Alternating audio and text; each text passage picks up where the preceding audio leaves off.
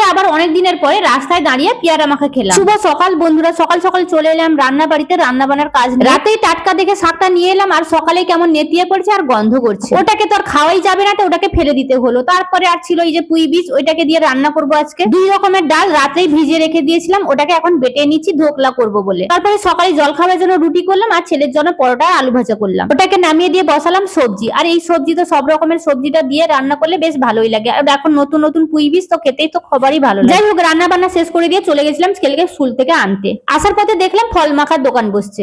যাই হোক, রোজই তো বসে, কিন্তু দেখলাম যে 2 সপ্তাহ আগে থেকে বসছিল না, আজকে দেখলাম আবার বসেছে। গিয়ে তো জিজ্ঞাসা করলাম যে এতদিন আসনি কেন, কি হয়েছে? না শরীরটা অসুস্থ ছিল, তার জন্য আসতে পারিনি। আর এখান থেকে সপ্তাহে তো অন্তত একবার হলেও তো খাওয়া হয়। যাই হোক, অনেক রকমের মশলা টসলা মাখিয়ে দুজনকে দিয়ে দিল পেয়ারা মাখা। নিজেটা খেতে খেতে আবার ছেলেটাও খেলাম। তারপর বাড়ি আসার পথে কিছু ফলও নিয়ে চলে এলাম।